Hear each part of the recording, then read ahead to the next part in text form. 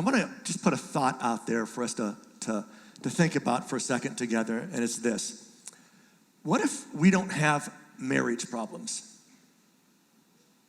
but people with problems get married? I want you to let this soak in for just a moment, all right? Because sometimes, I was fine before I met you, and then we got married, and now it's all these problems. So clearly it's a you problem, right? And now I have a marriage problem. But what if the reality isn't that so much that we have marriage problems, but what if it's just simply the truth that people with problems get married? Because here's what I've discovered for over lots of years of not only being married myself, but in talking to people and helping them prepare for marriage and talking to them after when marriage isn't quite going so great. Marriage doesn't create problems. It just reveals them. And that's a hard thing at times to actually face, because it's so easy to think, again, and to believe that myth that says, if I just found the right person and I thought this was the right person, but now it doesn't seem so right, so clearly they're the problem because they were supposed to be right. I'll give an example of what we sometimes think about as some really basic marriage problems. Here we go. Here's the big question. Do we squeeze the toothpaste at the bottom, in the middle? So how many at the bottoms do we have here today? How many in the middles did they have today? All right, let me give you the actual answer to this.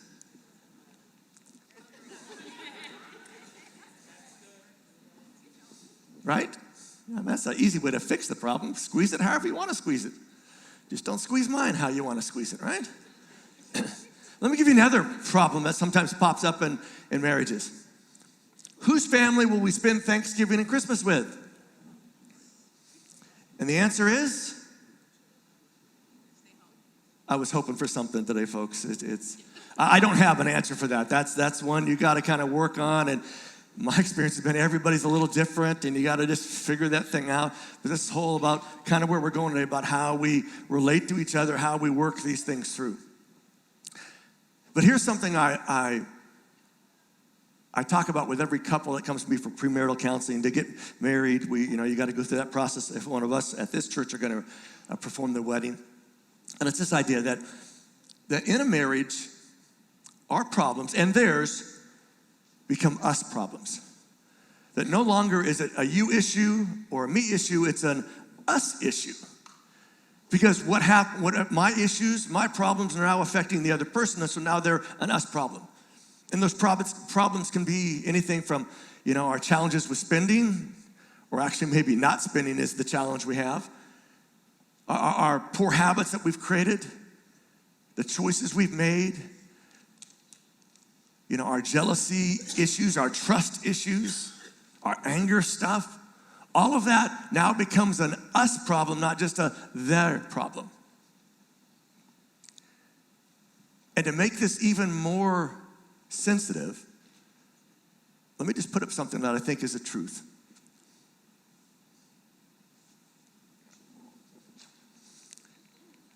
Kind of got a little quiet in there for a moment. And that's a hard thing to hear, because when we're honest, we think, I'm not that healthy of a person. I may kind of play one for the rest of the people, but when I stop and think about it, and if our relationships will never be healthier than us, that means maybe they're never going to be that healthy. In fact, there's I guess you might call him an expert, a guy who writes a ton about marriage, goes and talks about it in lots of different places. A guy by the name of Dr. Les Parrott wrote this. He said, listen, if you attempt to build intimacy with a person before you've done the hard work of becoming a whole and healthy person, take a breath. Every relationship will be an attempt to complete the hole in your heart and the lack of what you don't have.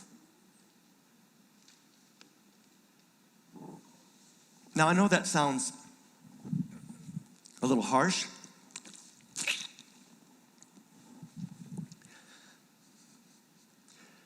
But isn't it true that so often in our relationships, we look to the other person to fill in our stuff? to make us feel better about our stuff, to love us, to care for us, to do those things that we need in that moment, thinking if we can get those needs met that we're going to be healthier in the process.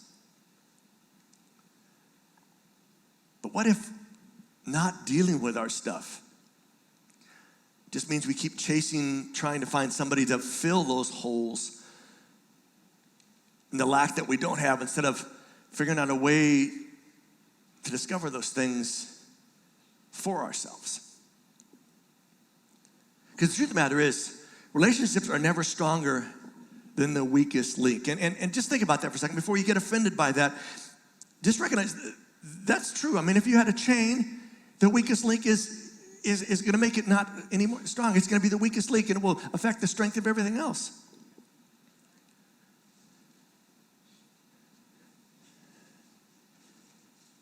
And the scary part of that statement is this.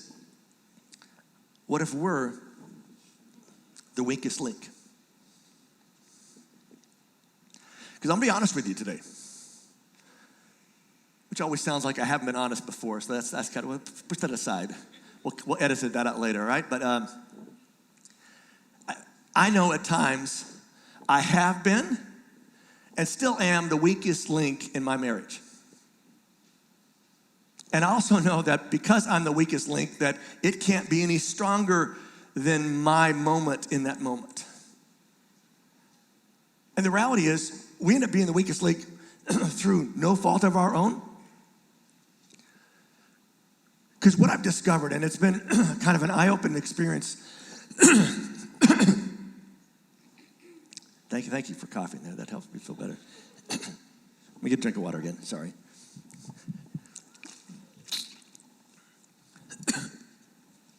What I've discovered is I assumed that the majority of people grew up in environments like I grew up in. And I know that's a stupid thing to think, but it is what I thought. That people came, from a family that loved them, cared for them, maybe wasn't perfect, but gave them at least some good examples. And the more and more people I talk to, the more and more I discover that's not the norm. That there are a lot of people that through no fault of their own are the weakest link because they didn't have any kind of example to be a strong link. How their parents interacted, or how their parent interacted with them.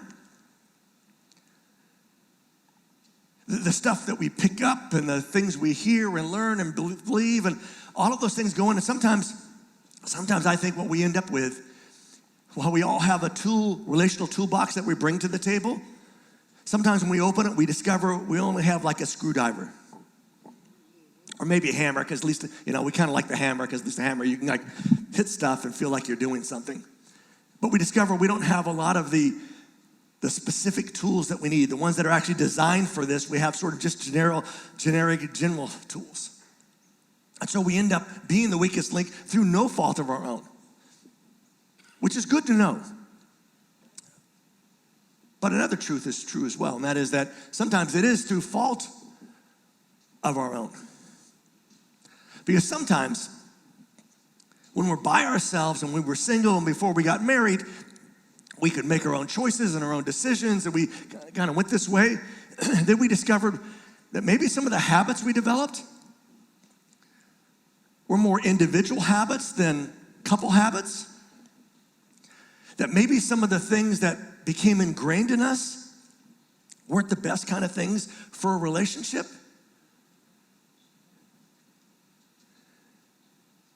And when those things happen, what we discover is that the strongest, most mature, secure person in the relationship has to fill in the gaps. And if you grew up in a home where you had a sibling that was sort of the source of chaos in your home, was always in trouble, always doing stuff, maybe, got in trouble with the law, or maybe did drugs and alcohol and whatever, and just for their whole life, let's just be honest, for their whole life, they've just been a screw up. And the problem with that is that they screwed up things in your family.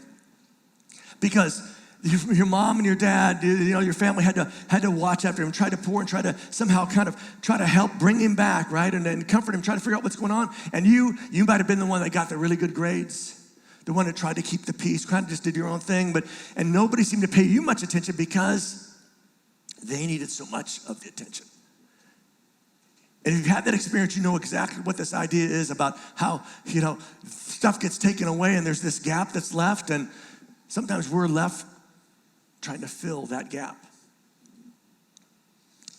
And I tell you all this in preparation for where we're gonna go now, today. And that is that I want you to maybe think about marriage in a little bit different way.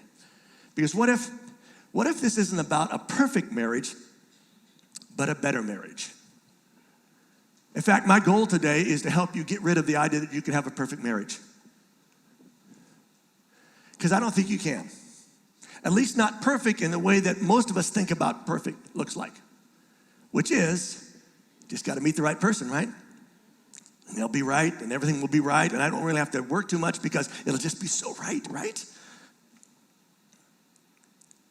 I think a better goal than perfection is progress. Because the reality is the better we become, the better it is for everyone. And that includes us. In fact, let me just throw out a really deep idea for all of us. Better is better. That's right. Some of you already had that deep thought, right? But sometimes we can forget that.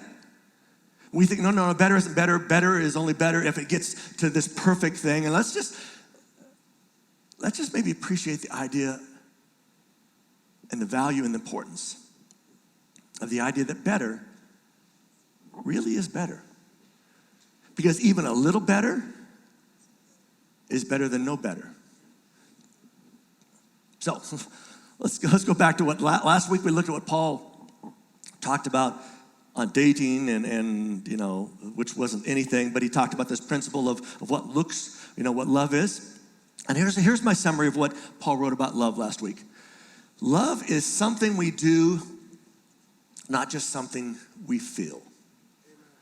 Remember Paul, the guy who wrote the majority of the part of the Bible we call the New Testament, all these letters to different churches. Remember he said that love is patient, it's kind. Remember that list? And he goes down. And when you read those things, you recognize that he's not talking about love as we feel it, which is typically how we think of love. He's talking about it as something that we do. Which brings us to something Jesus said that I want us to just look at for a moment. And I know when we look at it, you're gonna think, Mike, what does that have to do with marriage? Now, some of you will read a couple of the words and go, oh, I've been married before. I know exactly what that has to do with marriage. But you folks just kind of hold on to that right thought. But here we go. Let's look at what Jesus had to say. Matthew chapter 5, Jesus' context. It's his big breakout sermon. It's called the Sermon on the Mount. He's on this mount in this little hill in some place in Israel. He's making this big, long message that goes all over the place, covers lots of different things. And in the midst of it, he says these words. He says, listen, everybody, you've heard that it was said, we ought to love our neighbor and hate our enemy. And if you aren't religious, even if you are religious, maybe you grew up with this idea, but if you aren't religious, this is the kind of thought we kind of grew up with because that's just sort of how humans work, right? You got to love those people who love you, your family, right? You got their back, but everybody, if somebody's an enemy, you got to hate those people. I mean, that's how I grew up, and I think a lot of people, that's just an accepted piece of, that's how life works. But Jesus says, listen, you've heard this. In fact, for Jesus, he's actually quoting some of the Old Testament part of the Bible, some people who said those things. But he says, listen, I'm going to say to you, love your enemies. I want you to pray for those who hurt, those who persecute you. And there's a reason Jesus says, I want you to do these things. So that you will be true children of your Father in heaven. That the reason we do these things is to be an example of who our Father is to be like our Father through this. Now, you may be thinking, Mike, what does that have to do with marriage? And the answer is everything. Because Jesus is talking about a principle that is so easy for us at times to miss. I want you to know something. Jesus wasn't talking about love as most of us think about it. He described love as a decision to do something in spite of how we feel. When he says, love your enemies, Jesus is not expecting us just like that to go, oh, my enemy, oh, it's so good to see you, man. Oh, just love you and I have these great, wonderful thoughts for you. That's not what Jesus is talking about. I want you to say that Jesus didn't tell us to feel something, but to do something. And that's important. Because sometimes we get caught up in the feelings and how we feel about things, and our feelings have to be right because there are feelings and our feelings can't be wrong. And I've told you before, I think feelings are really important. I don't think we should discount our feelings, but I also don't think we should be driven by our feelings either. That God designed us with these things to have feelings, but also that love is more than a feeling. In fact, sometimes it's only an action. Which brings us to what we're going to look at from Paul today. Paul, again, this guy who wrote the majority of the part of the Bible we call the New Testament. And again, Paul is like the only one that talks very much about marriage, and he has sort of a consistent message, so we're just going to look at one part of it. But there's a little backstory, a little context in this. This is a letter he writes to a church that was in what's called Ephesus. It's actually now in modern-day Turkey. And he writes this letter to them, and in the midst of it, the context of what he's going to say to married people comes in the context of this. He says, listen, be very careful how you live. And the context is he's writing them that they're in a kind of a tough situation. They're facing a lot of persecution. That life is hard for them because of where they live and because of their faith in Jesus. They have people that hate them, that don't like them, that are making life hard for them. And he just says, hey, I'm going to give you some advice on how to navigate it when things are really hard in that way. First of all, be careful. Be careful how you live. Think about the things you're doing and things you're saying and how you're responding, because that plays a big part. In fact, he goes on and says, listen, do not live like those who are foolish, but like those who are wise. Which in general, and even if you're not religious, I think all of us would rather prefer to live like somebody who's wise than somebody who's not wise, right? So he said, I just want you to think this through. Don't be like foolish people. And he's going to describe kind of what that is, but be like the wise people. In fact, he goes on and says, listen, take advantage of every opportunity. So to make the most of your time, because he says these times are evil times. And again, he's writing to a specific situation. This isn't a generic, it's always evil times. He's saying, hey, you guys are in a tough situation. But even in that tough situation doesn't mean you can't gain something out of it. Take advantage of the opportunity. Make the most of the time, even though it seems like a terrible time. Maybe there's still something good that could come out of it. And then he goes back to the foolish theme again. And he says, listen, so do not be foolish, but learn what the Lord wants you to do. Literally understand the Lord's will. His will for you right in this context of this really tough period of time. And then he goes on this list, and I'm just going to give you the list real quick so we don't have to read through a bunch of verses. But here's what he says of to understand what the Lord's will is, to not be foolish, but to be wise. He says, listen, first of all, don't get drunk.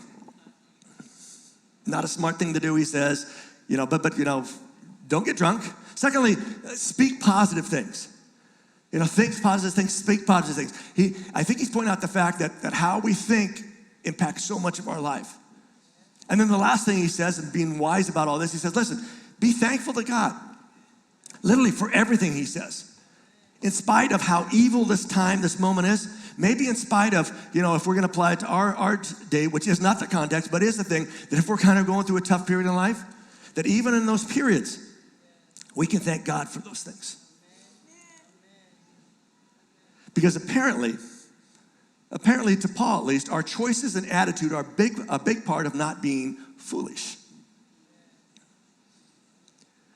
So then he makes this huge statement that when we read it, it doesn't quite register, and then it's going to register, and I'm going to let you know ahead of time, some of you are going to be offended. But I want to let you know ahead of time, do not be offended with me. Don't email me, email Paul.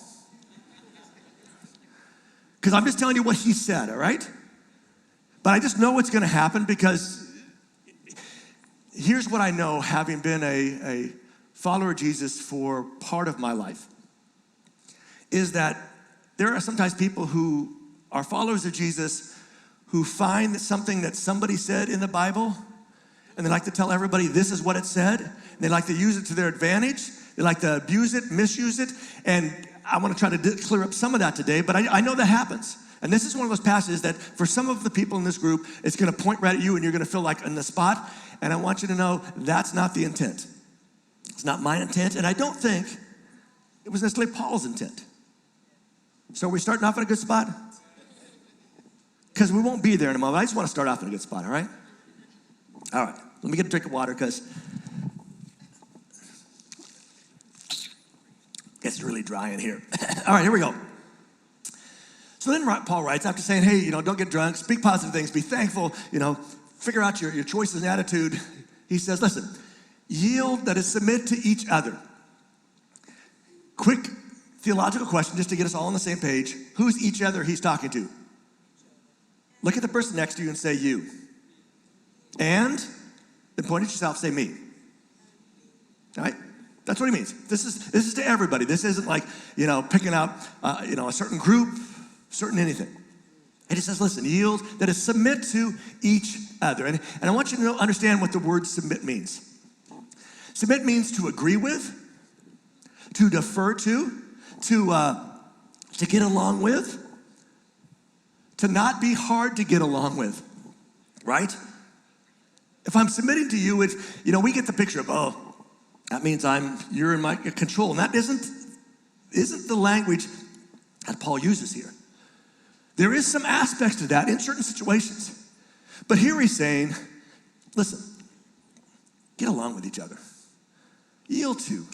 Don't be hard to get along with, because he recognized this is a really important thing, especially if things are going hard right now, and that was the culture, the context they were in.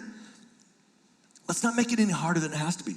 So I want to encourage you, yield, that is, submit to each other. And there's a reason for that, to each other, out of reverence, out of respect for Jesus.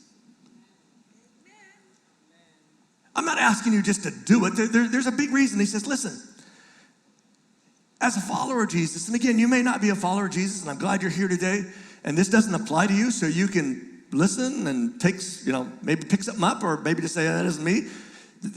But for those of us that would consider ourselves followers of Jesus, he's saying, listen, the reason we do this is because for respect for Jesus.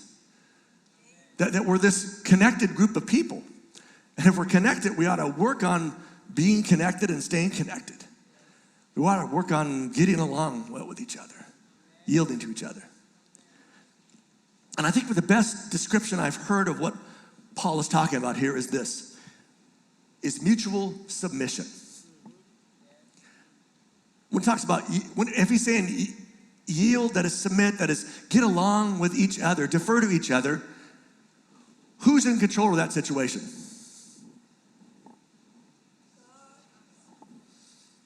It's not you and it's not me. It's this process that takes some work, right? There's some give and take. There might be moments when you take the lead, might be moments when I take the lead. It might be moments when we just agree. Sometimes it might be a moment to maybe not agree, but to say, okay, at least this seems like the thing, or you take the lead, right? It's the idea of reciprocal submitting, that it's a back and forth thing. And that's really important because of what's going to come next. But before I take a step further, I want to just put one more thought in your mind. And that is that the opposite of submit is resist. So if we have a hard time with what comes later about submitting, remember that the opposite of submitting is resisting. And if you want to say, put resisting in there, that seems like a whole other thing. All right, here we go. Now I want to warn you that the next thing Paul says is to a very specific, small niche group of people here in this space today. And it's only to those people who he mentions, right? It's not to anybody they're related to, anybody they're connected to, anybody who may be something like them, but not all the way like them. Because the next word Paul writes is this. And guys, just look straight ahead. Don't look at her. But guys, I don't want you to answer this, but I'm going to answer it for you. Paul at this moment is writing to wives, not you. Keep that in mind. So wives. Now, in your Bible, it probably says yield or submit. It should not say yield or submit. Those are added words.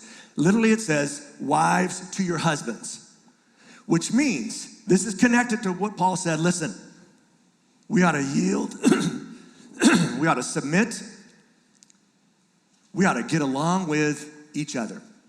And so wives, to your husbands. All right, we with me? Because he says, the husband is the head of the wife as Christ is the head of the church. And he is the savior of the body. He is the savior of the church. Which I know right now, there is somebody thinking, Mike, how dare you? That is so old. That is so old-fashioned. That is offensive. Again, that's what Paul wrote, not what Mike wrote. I would never write anything like that.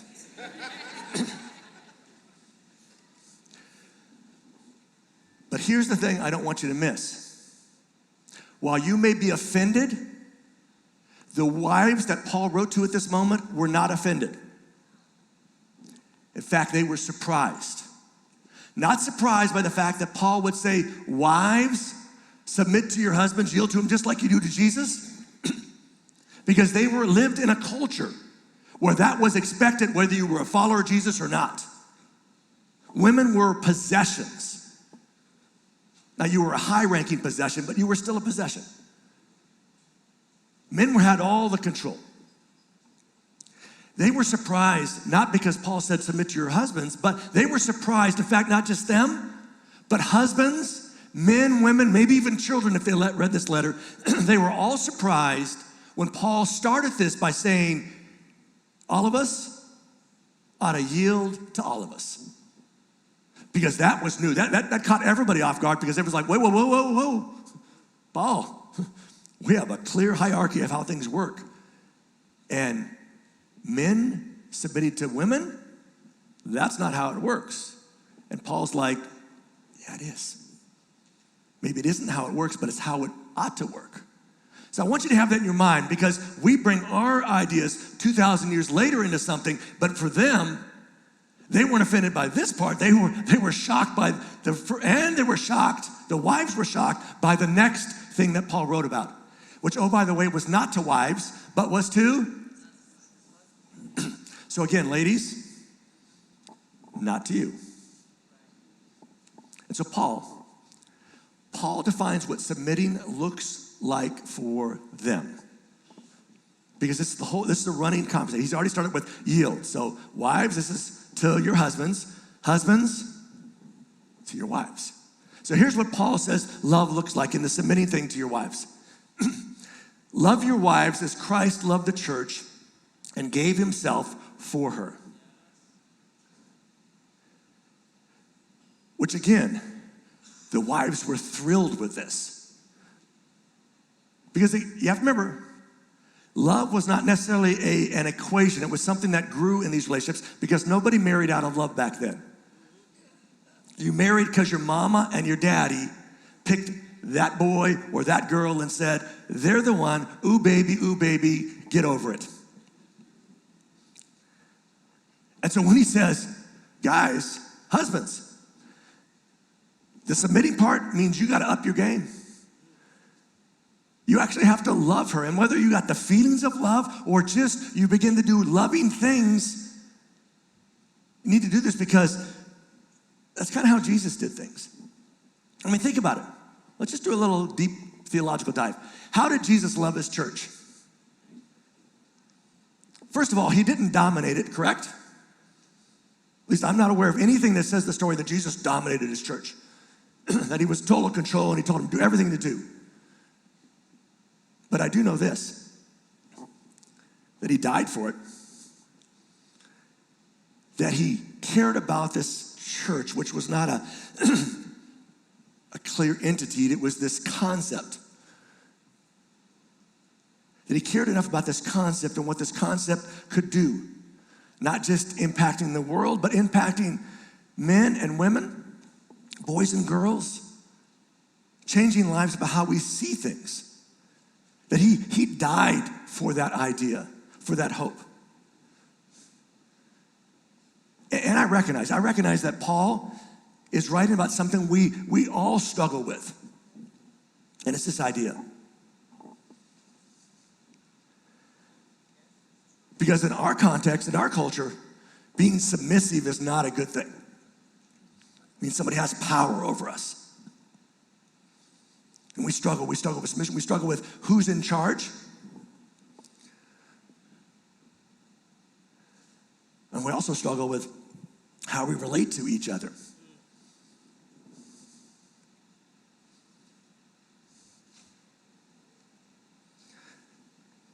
But here's a what if. What if this is about how we respond to, respect, and treat each other? What if that's what Paul's really talking about? Because here's the reality. While we may not like that Paul used the word submit, what if that's more an us thing than a him thing? Now don't let me lose you right now, all right? But let's be honest. Different people who wrote different parts of the Bible had a pretty similar message. And that is to be a follower of God. To be a follower of Jesus means we submit to God and Jesus.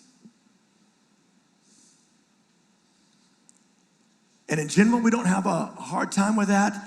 But let's be honest, there are times we do have an issue with that. With something that was written or something that he was clear about, where we don't want him to be so clear about.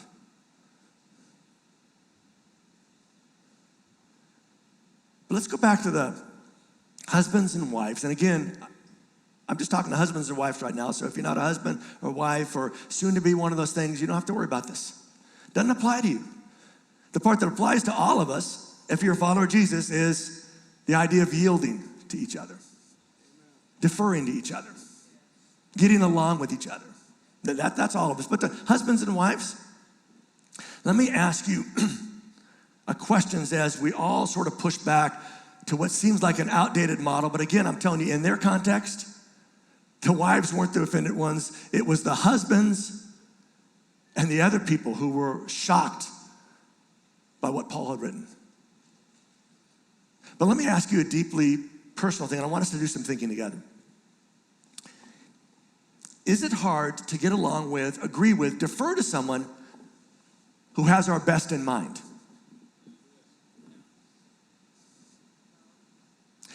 Because here's what I want you to think about. I know you don't want to say yes to that because you're like still offended from the first part. But listen, anyone who has our best interest in mind has, in effect, submitted to us. Right? If I go to my wife, Laura, and say, sweetheart, what do you want, right? Tell me what kind of car you want. And she says, I want this kind of car. And I go, love to get that for you. But no, I saw a used Yugo that I think going to be a sweet ride for you, right? But if I say, okay, let's get that. Let's save up. Let's do whatever, let's see what we can kind of do. Let's get that, right? In effect, I've submitted to her desires, right? Because here's what I want us to do. And if you're planning on getting married someday, you can play along at this moment. But again, back to wives and to husbands. I want you to imagine you're married to someone who believes you're the most fantastic person on the planet. I heard a whoo and a ah. Okay, there we're good, all right? Is crazy about you, like crazy good about you, all right? Who wants you to be happy, who listens when you talk, who honors you when they talk about you, who cherishes you, is responsive to you, values your opinion.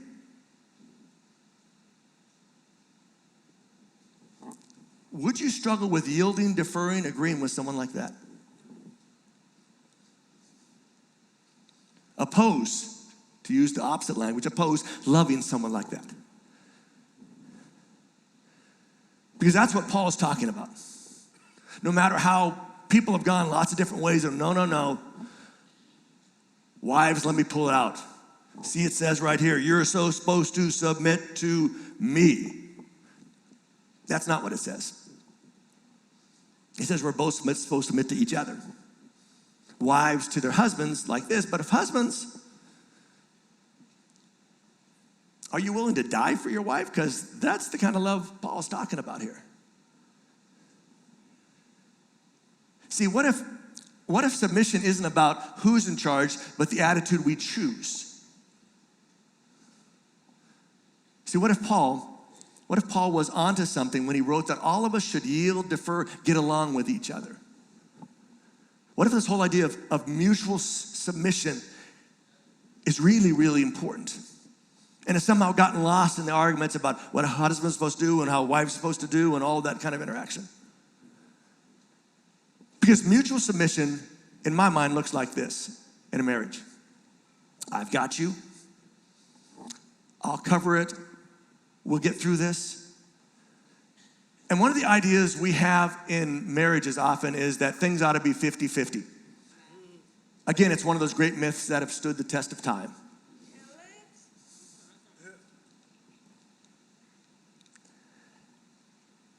But what if that's not that's not even what it ought to be? What if that's not realistic about how things work? In fact, I read something. I listened to a interview with Brene Brown. I read some stuff from her, and if you've been around New Hope, love her. She's just got some amazing stuff. She writes about this whole marriage, this 50-50 thing, and mutual submission this way. She says, listen, marriage is not something that's 50-50. It's never 50-50, ever. Because somebody is always doing a little bit more than the other one, and it just, it kind of works. It works until it doesn't, right? But what if mutual submission means not expecting 50-50? And what I mean by that, and based not on my ideas, but Brene Brown's, but I think they're brilliant. What if it's sharing with each other our levels of energy, investment, kindness, and patience? If we stopped and said, in the middle of a week that has just gone terrible, we just said, listen, sweetheart, I am out of patience. I don't have much kindness. My energy is spent in all these different places, right? And I don't have the investment to put in right at this moment. What if just saying that communicates submission to the other person? The yielding that Paul talked about. Because here's what happens. Here's what happens when we expect a 50-50 split.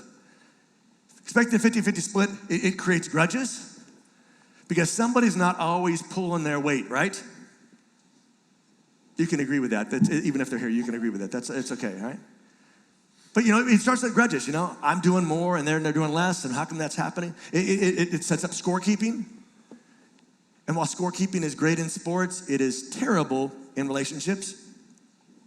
It's counterproductive. It's counterproductive for this thing of what you're trying to create in a relationship, which is this idea of mutual support, mutual submission, and mutual getting along. And it's unrealistic. Back to Brene Brown. She wrote, whenever it doesn't add up to 100, sit down and figure out a plan of kindness towards each other. And I thought that was one of the most brilliant things she says here. I just want you to think of this. She's saying, listen, when you're having one of those weeks, instead of just pushing through or just kind of say, I don't have time to deal with it, take a moment, stop, and just tell the other person, listen, I can't do the normal stuff I normally do this week. I just can't, right? Because she goes on and says, listen, a partnership works when you can carry their 20 or they can carry your 20. Basically, whoever has more takes on more. For the time being, this isn't like for the rest of my life kind of thing, but sometimes stuff happens, right?